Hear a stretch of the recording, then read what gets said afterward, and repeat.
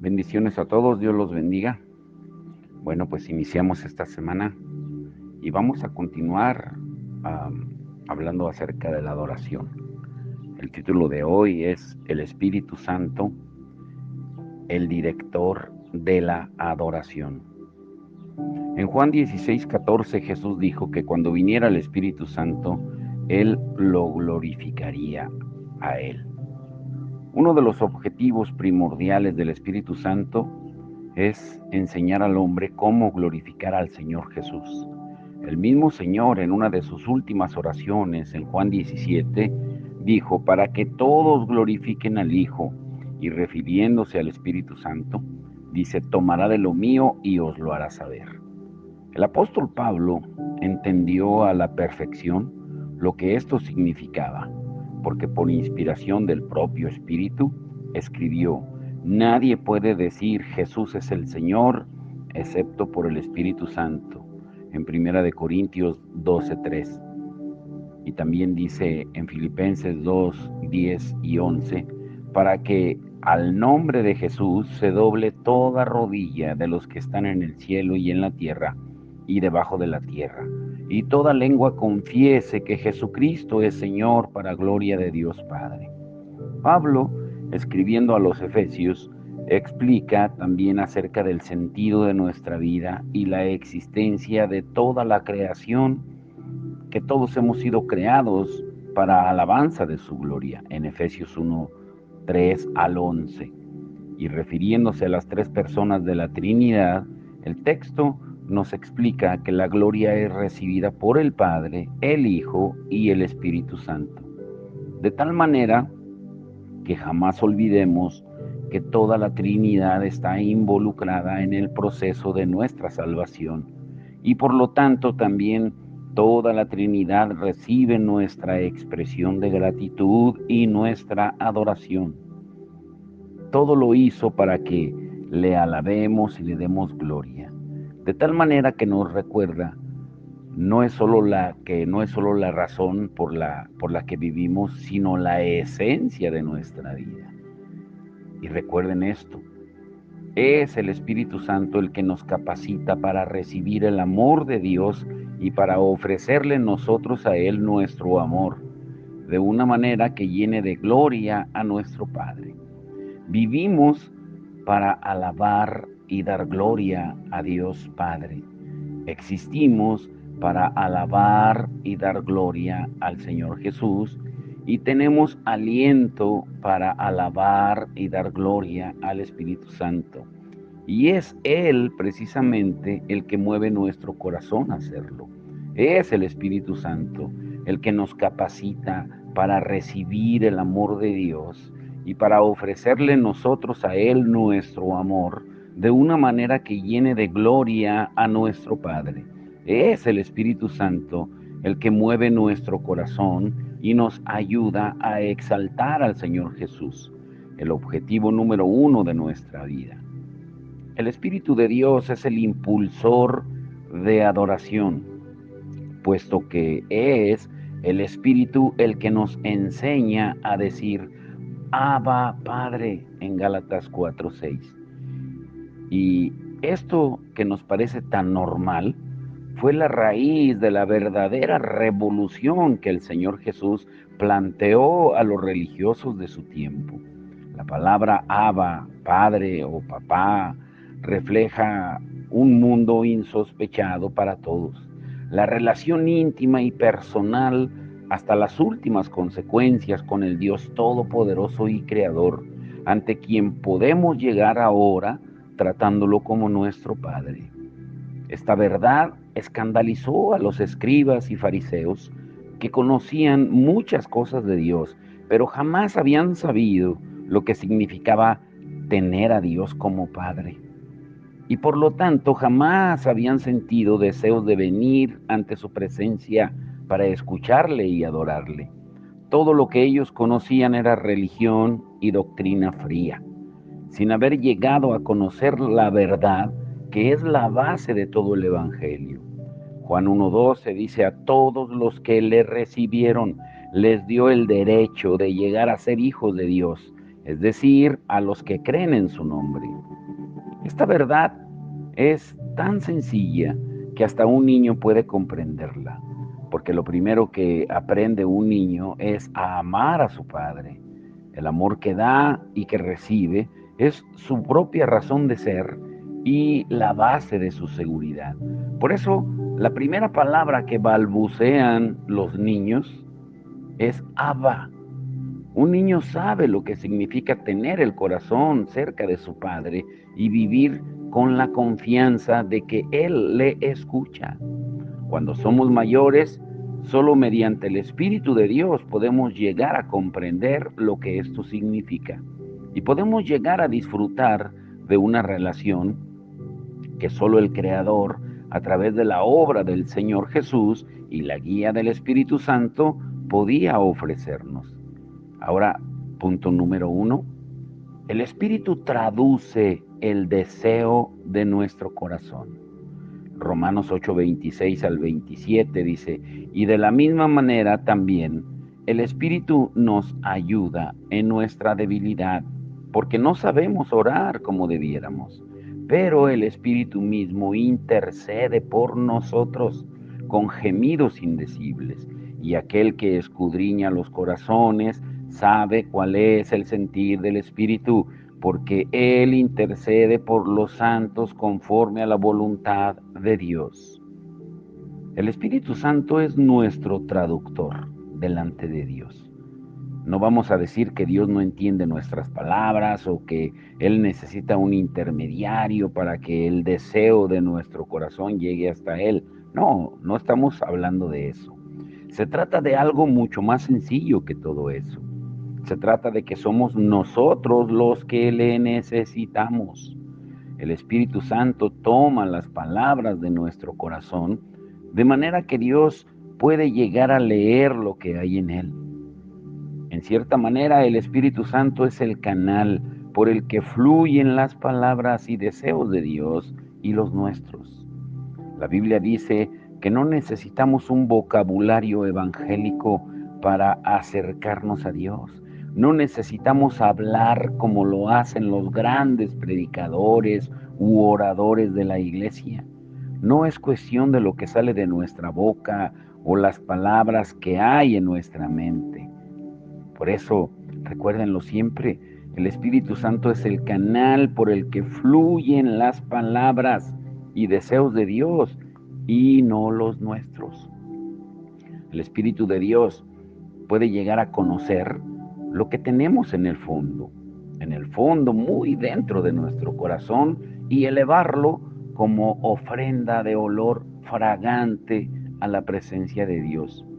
Se trata de que no escondamos nada de nuestro corazón y de saber que hay alguien que puede traducir incluso las palabras que no sabemos pronunciar. El Espíritu Santo es la clave en nuestra adoración, porque puede hablar a Dios y puede hablarnos a nosotros. La Biblia dice que el Espíritu de Dios da testimonio a nuestro espíritu cuando nos acercamos a la presencia de Dios. Su Espíritu no solo nos ayuda a expresar nuestros deseos, sino que nos corrige, nos disciplina, nos da luz, nos anima, nos ensalza o nos humilla, siempre de acuerdo a la voluntad de Dios para nuestra vida. Sin el Espíritu Santo sería imposible acercarnos a la presencia del Altísimo. Sin Él, nuestras oraciones no tendrían sentido y nuestras vidas muchas veces desagradarían a Dios, sin que nosotros ni siquiera hubiéramos pensado en ello. Si queremos acercarnos a la presencia de Dios, necesitamos escuchar a su Espíritu. Necesitamos que Él, por medio de su palabra y su obra, nos enseñe a vivir tal como Dios espera de nosotros. Ahora, punto número 2. En la adoración, Dios comunica su gloria a través del Espíritu. En el Antiguo Testamento, la gloria de Dios llenaba los lugares en los que el pueblo se reunía a adorarle. Cuando el tabernáculo, que era el símbolo de la presencia de Dios, estuvo en el desierto, se manifestaba su poder en el momento en que el pueblo obedecía a los mandatos del Altísimo. En Éxodo 40, 16 al 25. Y cuando se acercaba a su presencia, dice en Éxodo 40, 34, que la gloria del Señor llenó el tabernáculo. Y más tarde, cuando el templo fue construido, la gloria de Dios llenaba su casa como respuesta a la alabanza y a la adoración. Segunda de Crónicas 5:13 al 14 dice, cuando los trompeteros y los cantores al unísono se hacían oír a una voz alabando y glorificando al Señor, cuando levantaban sus voces acompañadas por trompetas y címbalos e instrumentos de música, cuando alababan al Señor diciendo, ciertamente Él es bueno porque su misericordia es para siempre. Entonces la casa del Señor se llenó de una nube y los sacerdotes no pudieron quedarse a ministrar a causa de la nube, porque la gloria del Señor llenaba la casa de Dios. La gloria de Dios se fue en medio del pueblo cuando el pueblo pecó, como se lee en el libro de Ezequiel, porque el Dios Santo no podía ser honrado en medio de un pueblo que tenía ídolos y que le habían despreciado. Y en los últimos tiempos, cuando el templo fue reconstruido, la presencia de Dios se manifestó de nuevo cuando el pueblo volvió a adorarle, siempre bajo la voluntad de Dios. En Ageo 1:8 dice, subid al monte, traed madera y reedificad el templo para que me agrade de él y yo sea glorificado. Y en Ageo 2:7 dice el Señor, y yo llenaré de gloria esta casa. Después de más de 400 años de silencio profético, debido al pecado del pueblo, aunque Dios seguía reservando su presencia al lugar santísimo, donde solo el sumo sacerdote podía entrar una vez al año, y ocurre algo increíble para nosotros. Dios toma forma humana, visible en la presencia del Señor Jesucristo, para mostrar su gloria y vivir como uno de nosotros. Dios se humilla todavía más cuando el Señor Jesús es resucitado y asciende a los cielos, porque lo que ocurre con la venida del Espíritu Santo es que Dios introduce su gloria perfecta e inmortal en las vidas de cada uno de los seres imperfectos y mortales que creen en el Señor Jesús como su Salvador. Ahora nosotros somos el templo de Dios. Nosotros pasamos a ser su lugar santísimo, porque el Espíritu de Dios vive en nosotros. No puede existir un privilegio y una responsabilidad más grande que esta. Primera de Corintios 6:19 dice, ¿no saben que su cuerpo es templo del Espíritu Santo que está en ustedes, el cual tienen de Dios y que no es de ustedes?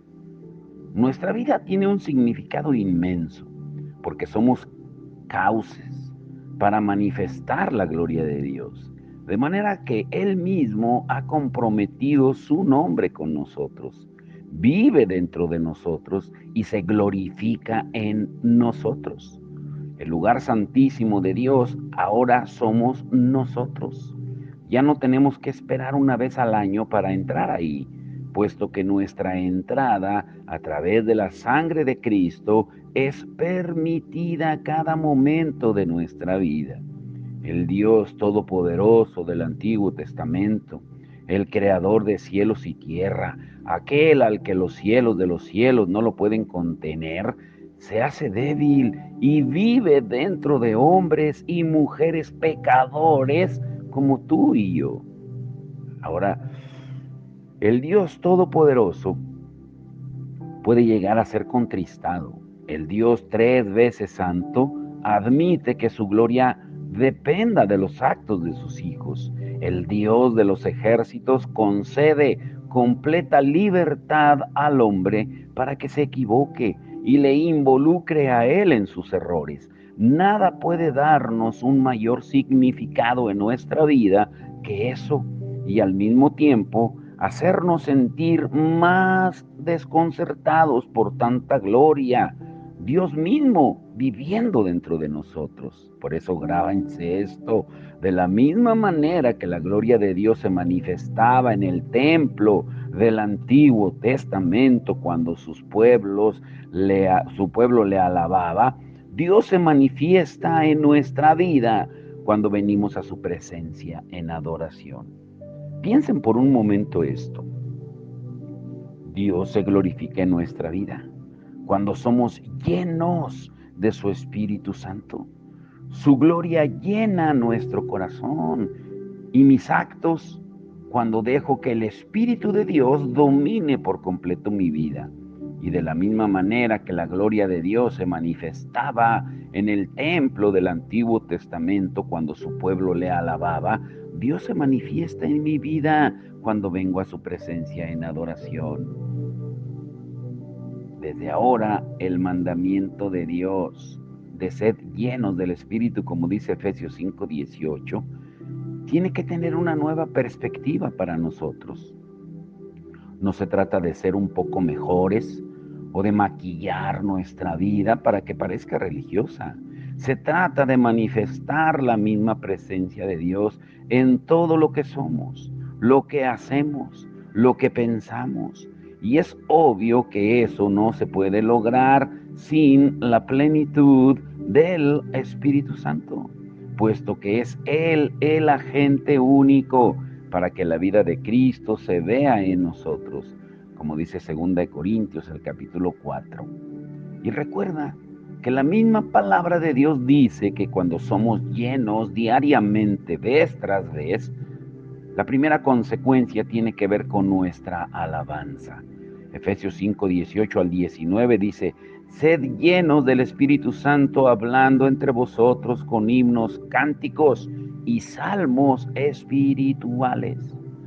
Ahora, número 3, ser llenos del Espíritu Santo trae consecuencias, como hablamos el día de ayer en el estudio en la iglesia. Las consecuencias. Cuando obedecemos hay consecuencias buenas. Cuando pecamos hay consecuencias malas. Cuando Dios entra a formar parte de nuestra vida, recibimos un espíritu nuevo y un corazón nuevo. En Ezequiel 11:19 dice: yo les daré un solo corazón y pondré un espíritu nuevo dentro de ellos, y quitaré de su carne el corazón de piedra, y les daré un corazón de carne. Dios no efectúa reformas o grandes cambios de decoración. No, Dios opera hasta lo más profundo de nuestra vida, cambiándola por completo y dejando atrás todo lo que era fruto del pecado y de la rebelión contra Él. Seguimos en el mundo, pero nuestro espíritu ya no le pertenece al mundo. Aprendemos día a día a vivir de la manera en la que Jesús vivió. Y caminamos en cada momento ayudados por nuestro Padre y con la presencia del Espíritu Santo en nuestro interior. Es el mismo Espíritu el que pone una canción nueva dentro de nosotros. Dice Oseas 2:15, cantará como en los días de su juventud. Y qué hermoso es comparar las palabras de los versículos 14 al 16, cuando aparece la idea de dejarnos seducir por Dios, porque Él nos hablará al corazón. Esa canción nueva son palabras llenas de gloria, palabras que miran hacia Dios y le adoran, palabras que solo Dios mismo puede poner en nuestra alma, como las puso en el corazón de aquellos que le amaron en la antigüedad. Las doxologías del Nuevo Testamento son precisamente eso, palabras llenas de gloria. Como la propia traducción de la palabra indica, hay más de 30 diferentes y en todas ellas el nombre de Dios es glorificado y el Señor Jesús es exaltado por medio de la obra del Espíritu Santo. Eso es lo que significa la doxología. Es el Espíritu Santo el que las inspira, porque son parte de la palabra de Dios.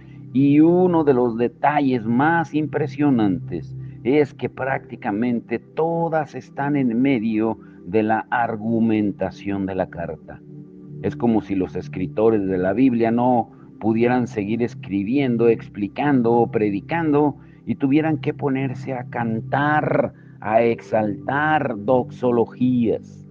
Una auténtica revolución espiritual ocurrirá en las iglesias el día que los predicadores y maestros estén tan entusiasmados con el Señor que tengan que dejar de predicar y enseñar para ponerse a alabar y a adorar a Dios. Hoy seguimos cantando algunas de esas doxologías como parte de nuestra adoración. En la iglesia primitiva se cantaban todas y son parte imprescindible en la adoración a Dios. Algunas de las más conocidas son Romanos 1:25 y Romanos 8:37 al 39, Colosenses 1:12, Primera de Timoteo 1:17, Segunda de Timoteo 4:18, Judas verso 24 y 25, Filipenses 2:9 al 11, Primera de Pedro 4:11 y Apocalipsis 1:5 al 6. Cuando el Espíritu de Dios llena nuestro ser, las palabras que Él pone dentro de nosotros van a ser gloriosas. Y eso nos lleva al cuarto y último punto por el día de hoy. Ser llenos del Espíritu trae poder. El fuego es uno de los símbolos del Espíritu Santo. Tenemos que recordar muchas lecciones acerca de eso. En la antigüedad, el fuego del altar de Éxodo 30, 34 al 36 debía venir siempre de arriba. Dios era quien lo enviaba para manifestar su complacencia con los sacrificios del pueblo. De la misma manera, nuestro fuego en la alabanza debe venir siempre del Espíritu de Dios. No tiene sentido, ni es bíblico, ni por lo tanto aprobado por Dios, que nuestra adoración tenga un origen diferente. El poder no viene por nuestros conocimientos, nuestras habilidades o nuestro hacer bien las cosas, porque Dios no pasa por alto la profanación de lo santo. Intentar adorar o acercarnos a Dios por nuestros propios esfuerzos y nuestra sabiduría puede ser fatal. No debemos pretender llegar a la presencia de Dios de cualquier manera sin sufrir consecuencias, como mínimo la vergüenza y la humillación. Si intentamos que arda nuestro corazón o el de los demás por otras razones que no sea la plenitud del Espíritu de Dios, estamos pecando, profanando la santidad de Dios y desde luego nuestra adoración es inútil. El poder, grábenselo, no viene por nuestros conocimientos, nuestras habilidades o nuestro hacer bien las cosas. Por otra parte, cuando somos llenos del Espíritu de Dios, debe haber fuego en nuestro interior. Nuestro corazón debe arder en amor y obediencia a aquel que lo hizo todo por nosotros. De la misma manera que en el Antiguo Testamento no existía sacrificio sin fuego, tampoco debemos traer a Dios sacrificio de alabanza sin que nuestro corazón arda para Él. La adoración sin fuego es muerte. La presencia de Dios siempre debe emocionarnos y llevarnos a la consagración a Él. Y ese camino no se recorre en la frialdad y con el corazón apagado. Por eso a mí me encanta el canto que cantamos, que el Señor nos lo dio. Tú darás el fuego, yo el sacrificio. Porque la alabanza que solo sale de los labios y no involucra todo nuestro ser, es solo una pérdida de tiempo y un engaño, porque llegamos a creer que en nuestra orgullosa solemnidad estamos ofreciendo un culto agradable a Dios. Todos nos damos cuenta de que al acercarnos a ciertas personas, nuestro corazón se calienta, porque el fuego de Dios arde dentro de ellos. Son los que nos pueden hablar de Dios, los que llegan a lo más profundo, los que verdaderamente significan un cambio en nuestras vidas cuando las conocemos.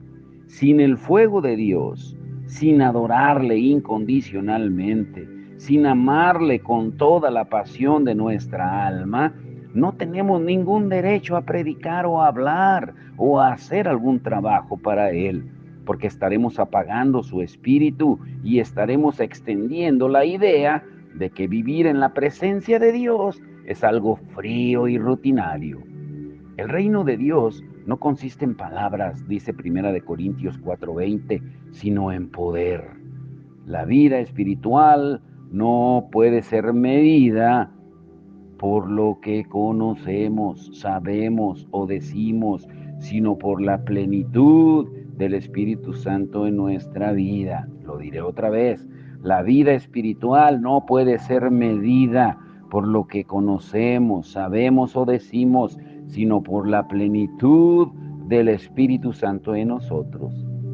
Nuestra vida espiritual nunca estará por encima de nuestra vida de oración y adoración. Nuestro conocimiento de Dios es nulo si su presencia no es lo más importante para nosotros. Podemos vivir en nuestra religiosidad, nuestras doctrinas, pureza, enseñanza, música, fiesta, servicio, liturgia, pero no tener el poder que solo viene por un corazón ardiendo continuamente en la presencia de nuestro Dios. Primera de Corintios 2, 4 al 5 dice, y ni mi mensaje, ni mi predicación fueron con palabras persuasivas de sabiduría, sino con demostración del Espíritu y de poder, para que vuestra fe no descanse en la sabiduría de los hombres, sino en el poder de Dios. La verdad sola no es suficiente si no hay poder del Espíritu. El conocimiento en sí mismo no desarrolla la vida dependiente de Dios. Los demonios también creen, conocen la verdad y tiemblan, dice Santiago. Y a veces creemos que hay poco interés en las verdades espirituales y explicamos que las razones son un mundo que no ama a Dios y una iglesia que sus miembros son poco maduros. Deberíamos haber comenzado por confesar la falta de poder en los dirigentes, pastores, ministros, la necesidad de la búsqueda del Señor y de la unción del Espíritu Santo en todos aquellos que tienen algún papel preponderante en el ministerio cristiano. Mientras el mundo se pierde, la iglesia está olvidando aquello para lo que fue llamada, y solo los hombres y mujeres de Dios ungidos por su Espíritu y revestidos del poder de lo alto están preparados para luchar contra todas las dificultades. Solo aquellos que viven cara a cara con Dios pueden recibir el poder necesario para transformar al mundo. Ocurrió una primera vez en la historia en el libro de los Hechos de los Apóstoles, y no debería ser llamado el libro de los Hechos del Espíritu Santo. Sucedió en cada avivamiento a lo largo de los siguientes 2000 años y podrá ocurrir antes de que el Señor Jesús vuelva, si estamos dispuestos a pagar el precio de ser llenos del poder del Espíritu de Dios. Es el sentido de la presencia de Dios lo que nos hace estremecer.